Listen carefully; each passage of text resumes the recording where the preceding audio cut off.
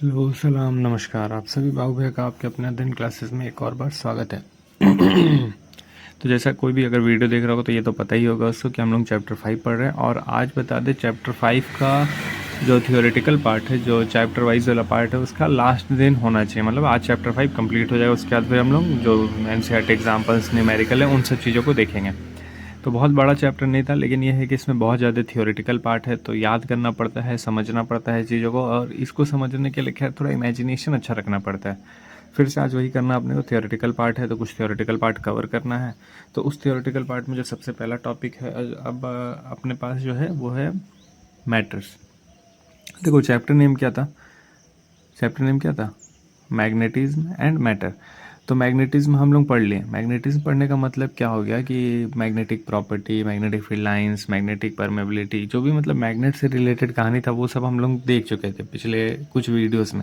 अब हम लोग को पढ़ना है मैटर्स के बारे में। तो यहाँ पे कैसे मैटर्स के बारे में पढ़ना है, यहाँ पे हम लोग को उस मैटर के बारे में पढ़ना है जो मैग्नेटिक बिहेवियर शो करेगा। जैसे कहने का मतलब क्या हो गया कि किसी को भी उठा के नहीं पढ़ना। जैसे मान लो ये पेन ही है अपने पास, इस पेन को अगर हम मैग्नेट के पास लेके जाएंगे तो इस पेन का कुछ बिगड़ेगा क्या, या वो मैग्नेट का कुछ बिगड़ेगा क्या? कुछ नहीं बिगड़ने वाला है किसी का। मतलब वो मैग्नेट इस पेन से ना अट्रैक्ट होगा ना रिपेल होगा। मतलब ये पेन जो है ना उस मैग्नेट से अट्रैक्ट होगा रिपेल, मतलब कोई फ़र्क एक दूसरे पे नहीं पड़ने वाला। तो जब कोई फ़र्क ही नहीं पड़ने वाला है तो मतलब ये मैटर जो है मैग्नेटिक मटेरियल नहीं है। तो हम लोग को जो टॉपिक पढ़ना है वो है मैग्नेटिक मटेरियल, मतलब वैसा मैटर या वैसा मटेरियल जिस पे मैग्नेट का कुछ इन्फ्लुएंस हो। और नहीं भी इन्फ्लुएंस होगा तो उसको भी कुछ नाम दे देंगे, ठीक है, थोड़ा सा वो टॉपिक रहेगा। लेकिन मेन मोटा जो मुद्दा है अपने पास वो है कि मैग्नेटिक मटेरियल पढ़ना अपने को, वैसा मटेरियल जिस पे मैग्नेट का कुछ इन्फ्लुएंस हो। तो जब सबसे पहला चीज़ हो गया मैग्नेटिक मटेरियल, यही अपना हेडिंग हो गया, मैग्नेटिक मटेरियल। तो वैसा मटेरियल क्या, कोई भी मटेरियल जो इन्फ्लुएंस होगा मैग्नेट से उसको हम लोग बोल देंगे magnetic material. The material which get influenced by magnetic field. तो वैसा कोई भी मटेरियल जो मैग्नेटिक फील्ड से इन्फ्लुएंस होगा उसको हम लोग बोलेंगे magnetic field is known as या are known as magnetic material. ये तो लिख लेगा यार, तुम लोगों को ये डेफिनेशन से पूछने वाला नहीं। अब इस मैग्नेटिक मटेरियल को ना 3 तरीके से कैटेगराइज किया गया है, ठीक है। अब किस बेस पे कैटेगराइज किया गया है, तो उसके इंटरनल स्ट्रक्चर मतलब उसके इंटरनल इलेक्ट्रॉन्स के बेस पे कैटेगराइज किया गया। अब देखो इलेक्ट्रॉन्स तो हम लोग देख नहीं पाएंगे फिलहाल, तो इसको इमेजिन ही करना पड़ेगा चीज़ों को समझने के लिए। तो जो सबसे पहला मटेरियल है अपने पास मैग्नेटिक मटेरियल के नाम पे, जो सबसे पहला मटेरियल है अपने पास वो है डाई मैग्नेटिक मटेरियल। अब diamagnetic material, black pen है ना, डाई मैग्नेटिक मटेरियल। अब देखो डाई से तो कुछ ही समझ आ जाना चाहिए डाई क्या होता है। डाई मतलब अगर कहीं आ रहा तो डाई मतलब हम लोग 2 के बारे में बात कर रहे होंगे, ठीक है। जैसे डाई पोल था, डाई पोल मतलब 2 पोल के बारे में। जैसे डाई मैग्नेटिक मटेरियल तो डाई पोल मतलब डाई मैग्नेटिक मतलब 2 के बारे में बात होगा। और यहाँ पे हम बोल रहे हैं कि हम लोग कैसे कैटेगराइज करेंगे, तो उसके इंटरनल स्ट्रक्चर में भी किसको लेंगे, इलेक्ट्रॉन को लेंगे। तो जब कभी भी डाई मैग्नेटिक मटेरियल के बारे में बात होगा तो यहाँ पे बात होने लगेगा इलेक्ट्रॉन के बारे में। वो भी कैसा, दे हैव पेयर्ड इलेक्ट्रॉन। देखो आ गया ना, डाई दे हैव पेयर्ड इलेक्ट्रॉन। और कैसा होगा ये, विथ अपोजिट स्पिन। तो अब केमिस्ट्री थोड़ा थोड़ा है, यहाँ पे इंटरनल स्ट्रक्चर पढ़े तो थोड़ा थोड़ा केमिस्ट्री को याद करना पड़ेगा। तो they have paired electron with opposite spin as it is placed in external field. तो जैसे इसको एक्सटर्नल मैग्नेटिक फील्ड में रखा जाएगा तो इसमें अब क्या होने लगेगा, ये होगा repel, it get feebly repelled. तो सबसे पहले इंटरनल स्ट्रक्चर में इसका कैसा हो जाएगा, अपोजिट स्पिन के साथ पेयर्ड इलेक्ट्रॉन होगा। और अगर इसको मैग्नेटिक फील्ड में रखा जाएगा तो इसमें क्या देखने को मिलेगा अपने को, रिपल्सन देखने को मिलेगा। तो अगर थोड़ा सा एक छोटा सा स्ट्रक्चर के बारे में बात करें तो कुछ ऐसा देखने को मिलेगा, तुम लोग केमिस्ट्री में बनाया होगा। तो ये हो गया अपोजिट स्पिन के साथ पेयर्ड इलेक्ट्रॉन, अपोजिट स्पिन के साथ पेयर्ड इलेक्ट्रॉन, कुछ ऐसे ही हम लोग शो करते थे, ठीक है, याद हल्का फुल्का। तो अब देखो एक डायग्राम भी बना के समझ लिया जाए। जैसे मान लो क्या हो गया कि अगर इलेक्ट्रॉन है तो सर्कुलर पाथ में घूम रहा होगा। ये अपने पास एक इलेक्ट्रॉन हो गया यहाँ पे सर्कुलर पाथ में घूमता हुआ, मैग्नेटिक फील्ड है। अब जब कभी भी सर्कुलर पाथ में घूम रहा है तो उसके ऊपर जो आगे, क्योंकि ये आगे की तरफ बढ़ रहा होगा, जैसे मान लो ये इलेक्ट्रॉन है ये आगे की तरफ बढ़ रहा है, इस तरफ बढ़ रहा है। जब कभी भी ये घूमेगा तो इसके ऊपर कुछ ना कुछ फोर्सेस लगेगा। एक तो खुद जब मूव कर रहा है और तो इसके तरफ सेंटर की तरफ एक फोर्स लगेगा, आउटर डायरेक्शन में एक फोर्स लगेगा उसको बैलेंस करने के लिए, और आगे की तरफ इसके पास कुछ ना कुछ वेलोसिटी होगा। ये इलेक्ट्रॉन सेंटर की तरफ लगने वाला फोर्स क्या हो जाएगा, सेंट्रीपिटल फोर्स। अब ये जो बाहर की तरफ फोर्स लग रहा होगा वही कहीं ना कहीं इसके ऊपर कौन सा फोर्स है, मैग्नेटिक मटेरियल वाला फोर्स है। तो मैग्नेटिक मटेरियल वाला जो फोर्स है वो बाहर की तरफ लग रहा है। अब जब कभी भी हम लोग बात कर लेंगे कि इसको एक्सटर्नल इलेक्ट्रिक फील्ड में रखा जाए, तो जब एक्सटर्नल इलेक्ट्रिक फील्ड में रखा जाता है तो इसके पास एक मैग्नेटिक मोमेंट आ जाता है जो अपोजिट होता है फील्ड के। कहने का मतलब क्या हो गया कि जैसे मान लो अगर हम मैग्नेटिक मटेरियल, ये जो है अपने पास डाई मैग्नेटिक मटेरियल, इसको अगर रिवॉल्व करता हुआ रख दें हम लोग, और इसका डायरेक्शन, स्पिन का डायरेक्शन हम लोग इधर रखे थे, तो मैग्नेटिक मोमेंट हम लोग इन the direction of magnetic field ले लेंगे, कुछ ऐसा हो गया। लेकिन अगर स्पिन का डायरेक्शन चेंज कर दिया जाए, कहने का मतलब ये हो गया कुछ स्पिन का डायरेक्शन, मतलब इलेक्ट्रॉन अब इधर जा रहा है और मैग्नेटिक मोमेंट ये हो जाएगा फिर अपने पास, ठीक। तो जब कभी भी अगर हम लोग इलेक्ट्रॉन को ऐसे भेजने लगेंगे, डायरेक्शन ऑफ स्पिन चेंज कर देंगे, तो जो फोर्स अब लगेगा दोनों एक ही डायरेक्शन में लगने लगेगा, तो सेंट्रीपिटल वाला भी एफएम वाला भी। तो ये अब देखो, ये तो अब जो बता रहे हो उतना ही समझा जा सकता है, उससे ज़्यादा तो समझ नहीं सकते, क्योंकि इसको हम लोग कुछ बना नहीं सकते हैं या फिर देख नहीं सकते हैं। तो इसलिए बस इतना समझो कि जब मैग्नेटिक फील्ड है अपने पास, उसमें मैग्नेटिक मोमेंट क्रिएट होता है जब एक्सटर्नल मैग्नेटिक फील्ड रखा जाता है। तो जब कभी भी external magnetic field diamagnetic substance पे लगाया जाएगा तो मैग्नेटिक मोमेंट क्रिएट हो जाएगा, और वो जो मैग्नेटिक मोमेंट हो जाएगा अपोजिट हो जाएगा फील्ड के। तो जब कभी भी अपोजिट मैग्नेटिक फील्ड कि अगर अपने को मैग्नेटिक मोमेंट मिल रहा है तो इसका मतलब हम लोग कहाँ पे रखें, उस मैग्नेटिक मटेरियल को एक्सटर्नल मैग्नेटिक फील्ड में रखें। अब देखो इसी चीज़ को घुमा फिरा के कई तरीके से पूछा जा सकता है, तो हर तरीके से इसको याद रखना पड़ेगा। और यहाँ पे क्या देखने को मिलेगा, फाइनल रिजल्ट क्या देखने को मिलता है, तो रिपल्सन फाइनल रिजल्ट देखने को मिलता है, क्योंकि दो अपोजिट स्पिन के लिए हम बात कर लिए, ठीक है। अब दो अपोजिट स्पिन के लिए बात कर लिए तो जो इसमें ज़्यादा फोर्स होगा वही जीतेगा, मतलब एक इन अंदर की तरफ है एक बाहर की तरफ है, तो जीतता कौन है, बाहर वाला। तो इसलिए यहाँ पे क्या देखने को मिलता है, रिपल्सन। तो जब कभी भी ब्लू पेन, तो जब कभी भी हम लोग when external field is applied, अब ये एक्सटर्नल इलेक्ट्रिक फील्ड किस पे अप्लाई करें हम लोग, on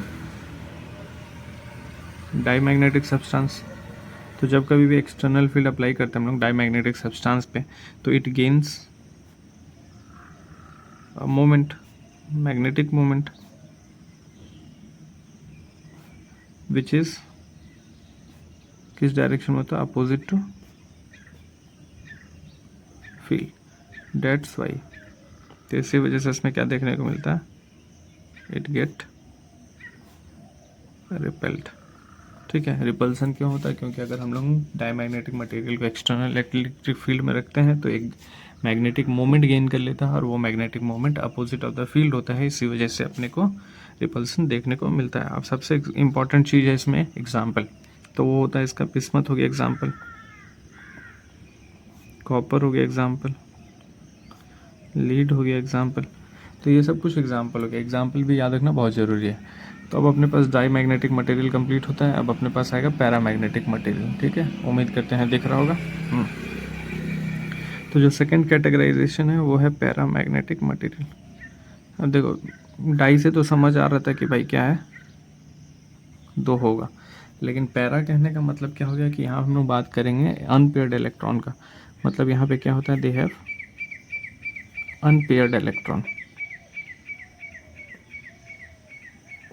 they have unpaired electron, and in absence of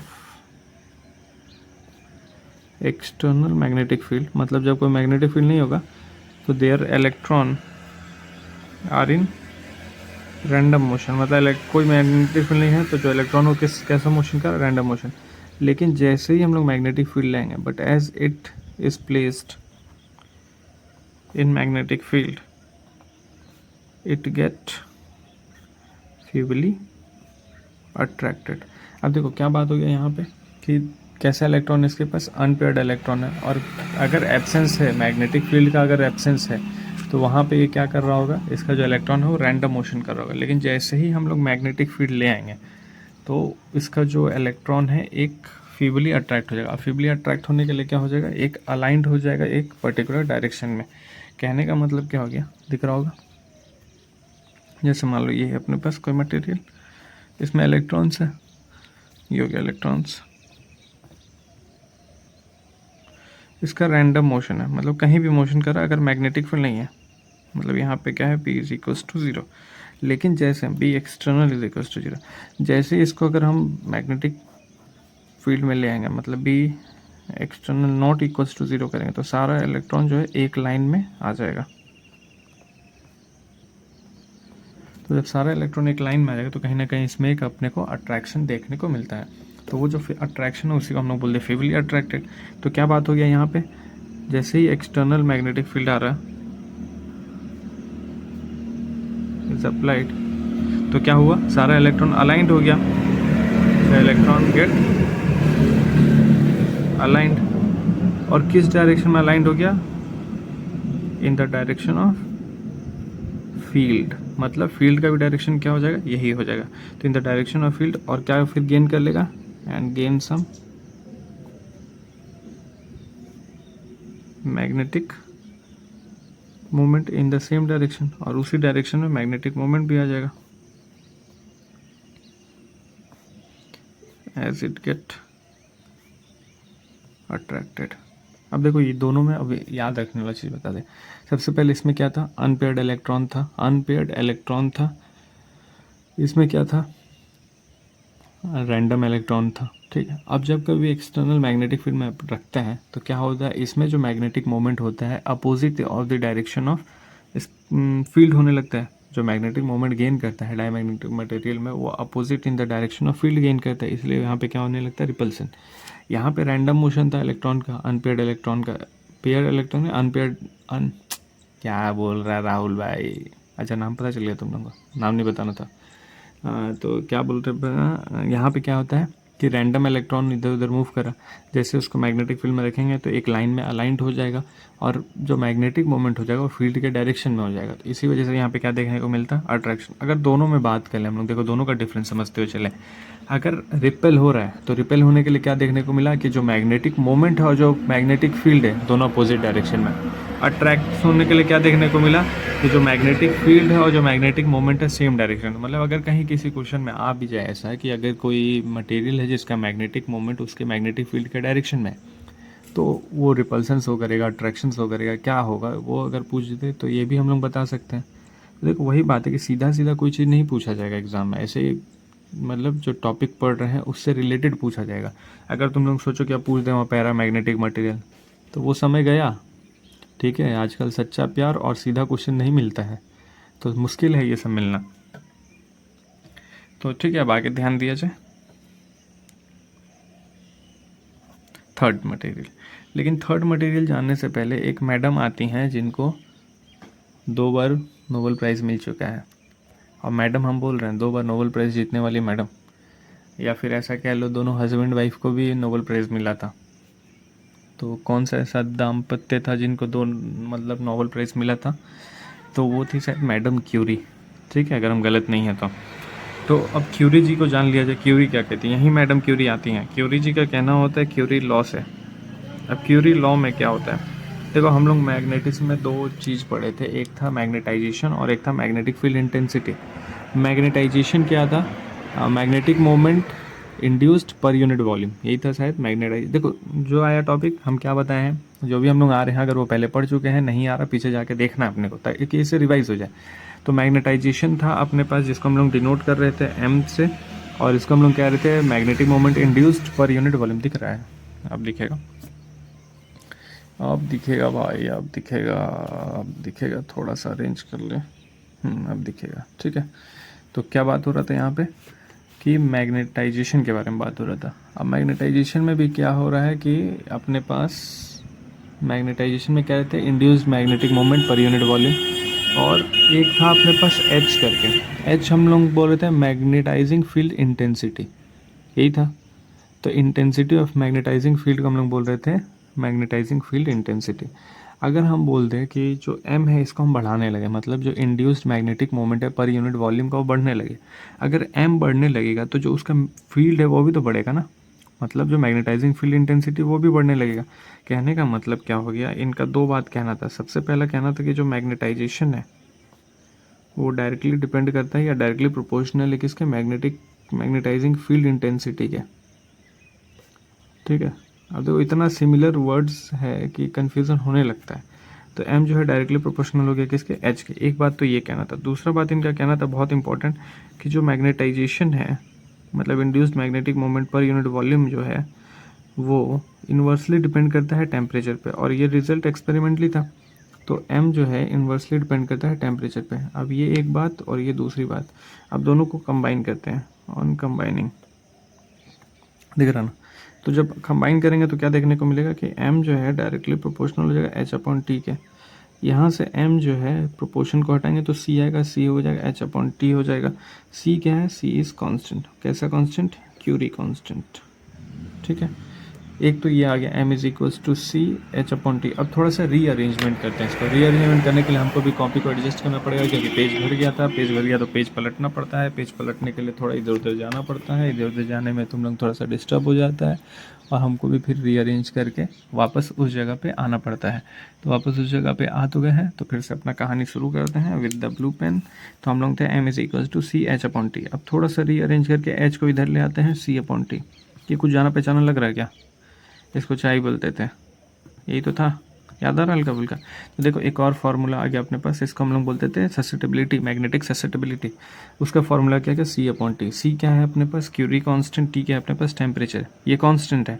तो जब कांस्टेंट है तो एक ऐसा भी तो रिलेशन आ सकता है। मतलब क्या हो गया, जो ससेप्टिबिलिटी हो किस पे डिपेंड कर रहा है, टेम्परेचर पे। और कैसे डिपेंड कर रहा है, इन्वर्सली डिपेंड कर रहा है। तो इन सब बातों को ध्यान रखना पड़ेगा। ये रिजल्ट और एक पीछे एक रिजल्ट था।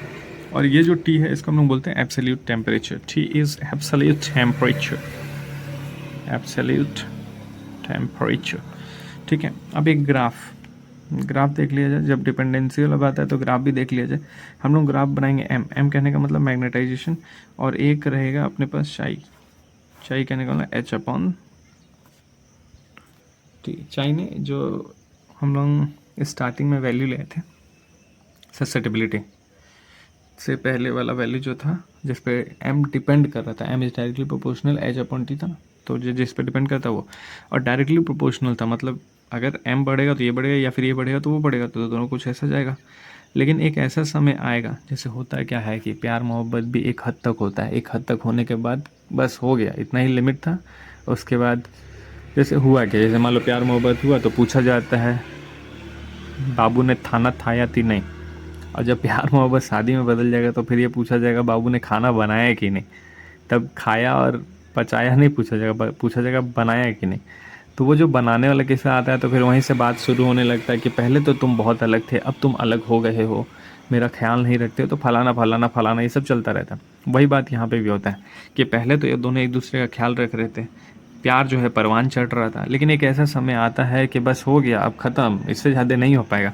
तो वो जो ख़त्म, टाटा बाय बाय वाला समय आता है, उस वाले पॉइंट को हम लोग बोलते हैं सैचुरेशन पॉइंट। मतलब यहाँ से जब वो चेंज दिखाना बंद कर देगा, मतलब अब कोई चेंज नहीं होगा उसके में, इतना सारा जिम्मेदारी आ जाएगा उस पर कि अब प्यार मोहब्बत वाला चीज़ थोड़ा सा साइड हो जाएगा। मतलब अब खाना खाया कि नहीं यही नहीं पूछा जाएगा, ये पूछा जाएगा खाना बनाया कि नहीं। तो उस वाले रीजन को बोलते हैं सैचुरेशन रीजन। और उससे जो नीचे वाला रीजन होता है उसको बोलते हैं क्यूरी लो रीजन। ठीक है, इतना ख्याल रखना, क्यूरी लो रीजन, और ये हो गया सैचुरेशन रीजन। अब इसी चीज़ को आगे बढ़ाते हुए, मतलब क्या था अपने पास, हम लोग यहाँ पे क्यूरी लॉ को जान लिए। अब अपने पास आता है तीसरा मटेरियल। वो जो तीसरा मटेरियल होता है उस मटेरियल को हम लोग बोलते हैं फेरोमैग्नेटिक। अब देखो एक बार तीनों मटेरियल को याद कर लिया जाए। सबसे पहला था अपने पास डाईमैग्नेटिक मटेरियल, उसके बाद था अपने पास पैरामैग्नेटिक मटेरियल, अब अपने पास आएगा फेरोमैग्नेटिक मटेरियल। तो थर्ड जो मटेरियल है अपने पास वो है फेरोमैग्नेटिक मटेरियल, फेरोमैग्नेटिक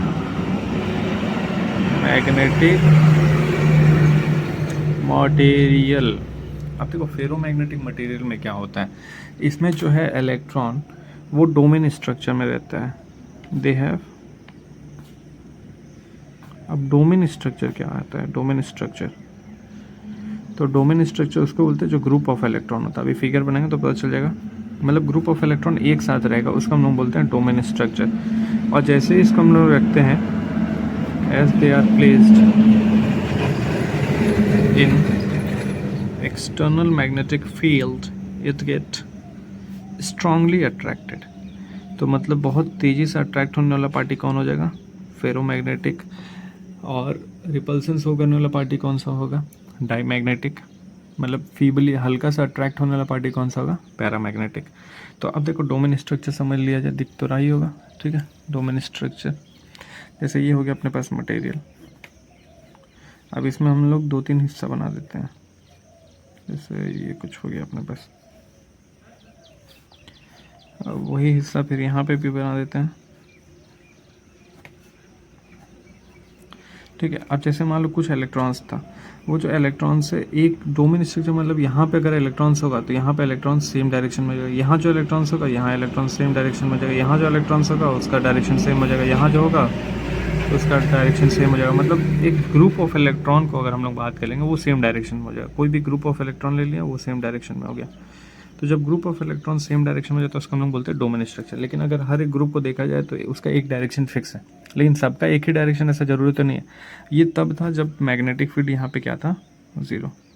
लेकिन जैसे भी एक्सटर्नल हम लोग अप्लाई कर देंगे तो जितना इलेक्ट्रॉन का डायरेक्शन था वो सारा इलेक्ट्रॉन एक लाइन में पर्टिकुलरली अलाइन हो जाएगा। जैसे मतलब वो डायरेक्शन हम ये मान लेते हैं, सारा इलेक्ट्रॉन अब इस डायरेक्शन में अलाइन हो जाएगा, सारा इलेक्ट्रॉन सेम डायरेक्शन में देखो हो गया ना अलाइन।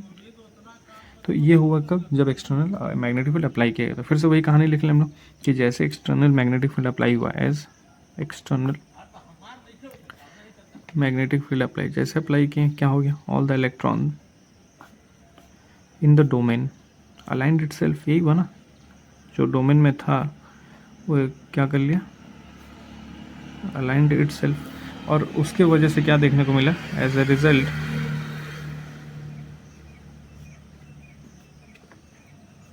यहाँ पे क्या होगा? As a result it get strongly attract होगा। और ऑल द सब्सटेंस, मतलब ऑल द मटेरियल जो भी यहाँ पे होता है, हैव हाई मैग्नेटिक मोमेंट, ठीक है। तो अब देखो तीनों को कंपेयर करने वाला भी एक स्टडी बना देंगे, मतलब एक टेबल छोटा सा बना देंगे जो तीनों को कंपेयर करने वाला है। अभी थोड़ी देर पहले हम लोग देखें कि जो मैग्नेटिक ससेप्टिबिलिटी हो कहीं ना कहीं टेम्परेचर पे डिपेंड कर रहा है। तो मतलब जो मटेरियल है, मटेरियल का प्रॉपर्टी कहीं ना कहीं टेम्परेचर पे डिपेंड करेगा। जैसे कहने का मतलब क्या हो गया कि कोई मैग्नेटिक मटेरियल है जो स्ट्रांगली अट्रैक्ट होता है, जैसे फॉर एग्जांपल फेरोमैग्नेटिक, क्या हम उसमें कुछ ऐसा बदलाव कर सकते हैं कि वो कम अट्रैक्ट हो या फिर और ज़्यादा अट्रैक्ट हो? तो ये भी किया जा सकता है। तो अब जो अपने पास फिर से एक आएगा वो आएगा क्यूरी टेम्परेचर। अब देखो क्यूरी टेम्परेचर क्या होता है? फेरोमैग्नेटिक मटेरियल है अपने पास जो स्ट्रांगली अट्रैक्ट हो रहा। अब इसको अगर हम लोग थोड़ा सा हीट कर देंगे, मतलब एक ऐसा पर्टिकुलर टेम्परेचर होगा ऐसे मटेरियल का जो अपना मैग्नेटिक प्रॉपर्टी लूज कर देता है। तो ऐसा कोई भी टेम्परेचर, द टेम्परेचर एट विच, ऐसा कोई भी टेम्परेचर जिस पर फेरोमैग्नेटिक मटेरियल कन्वर्ट हो जाएगा, गेट कन्वर्टेड इनटू, इसको हम किस में कन्वर्ट कर देंगे? Paramagnetic material. मतलब क्या हो रहा था? ये स्ट्रांगली अट्रैक्ट कर रहा और ये फीबली अट्रैक्ट कर रहा। मतलब ऐसा कोई मटेरियल जो स्ट्रांगली अट्रैक्ट कर रहा है उसको हम हीट कर देंगे और ऐसे टेम्परेचर पे ले जाके पहुंचा देंगे जहाँ पे वो मटेरियल अपना मैग्नेटिक प्रॉपर्टी थोड़ा सा लूज कर देगा, मतलब अब किसी चीज़ को हल्का अट्रैक्ट करेगा। तो ऐसे टेम्परेचर को हम लोग क्या बोलते हैं? Curie temperature. इस क्यूरी टेम्परेचर, इसको डिनोट किया जाएगा TC से। तो अभी एक फॉर्मूला था अपने पास ससेप्टिबिलिटी वाला, वही ससेप्टिबिलिटी वाले फॉर्मूला का इस्तेमाल किया जाएगा। क्या था? तो यही था, इज इक्वल्स टू C/T। लेकिन यहाँ जो T है वो एब्सोल्यूट टेम्परेचर था पिछले वाले फार्मूला में। यहाँ पे जो T हो जाएगा इस एब्सोल्यूट टेम्परेचर में उस क्यूरी टेम्परेचर को माइनस करना पड़ेगा। तो ये कुल मिला के अपने पास एक फार्मूला आ जाता है तब जब हम कन्वर्जन करते हैं फेरोमैग्नेटिक मटेरियल का इसमें पैरामैग्नेटिक मटेरियल में, ठीक है। तो इसको हम लोग बोलते हैं मॉडिफाइड क्यूरी लॉ भी बोला जाता है। ये जो फार्मूला है इसी चीज़ को बोला जाता है मॉडिफाइड क्यूरी लॉ। और एक इसके लिए इस्तेमाल करेंगे फेरोमैग्नेटिक मटेरियल के लिए, ठीक है। इतना समझ आया होगा। अब एक सुंदर सा टेबल देख लो, यहीं पे हम बना देते हैं, थोड़ा सा जगह बचा है, इसी को एडजस्ट कर लिया जाए, क्या नया पेज लिया जाए। तो सबसे पहले देखो अपने पास जो प्रॉपर्टी था वो लिख लेते हैं। सबसे पहले प्रॉपर्टी था बिहेवियर। किसका बिहेवियर? तो गेंदा भैया और छोटा चेतन का बिहेवियर किसके सामने? सुंदरी के सामने। तो यहाँ तो 3 लोग थे, एक गेंदा भैया, एक छोटा चेतन और एक मान लो हम अपने आप को ले लेते हैं मिस्टर राहुल। तो behaviour in external magnetic field. दूसरा प्रॉपर्टी क्या था? ससेप्टिबिलिटी, जो हम लोग निकाल रहे थे, ससेप्टिबिलिटी। अरे यार एक हम इसको ठीक से बोल रहे थे, फंसता था मेरा जुबान इसको बोलने में। तीसरा प्रॉपर्टी क्या हो जाएगा? परमीएबिलिटी भी देख लेते हैं, परमीएबिलिटी। चौथा प्रॉपर्टी हम लोग देखेंगे इफेक्ट ऑफ टेम्परेचर, और पांचवा प्रॉपर्टी देखेंगे एग्जाम्पल किस किस का। ठीक है, अब देखो ये अगर याद कर लेंगे तो इतना जो हम लोग पूरा पढ़े हैं 20 मिनट 25 मिनट में, वो केवल इतने से समाप्त हो सकता है। बस तुम लोग क्यूरी लॉ एक्स्ट्रा पढ़ना पड़ेगा। अब जो मटेरियल था अपने पास, क्या क्या मटेरियल था? सबसे पहले था डाईमैग्नेटिक। डाईमैग्नेटिक हम अपने आप को बोल देते हैं, बी एक्सटर्नल फील्ड सुंदरी है। पैरामैग्नेटिक हम बोल देते हैं, मान लो ये हो गया छोटा चेतन, और ये हो गया गेंदा भैया, फेरोमैग्नेटिक। 3 तरीके का मटेरियल है।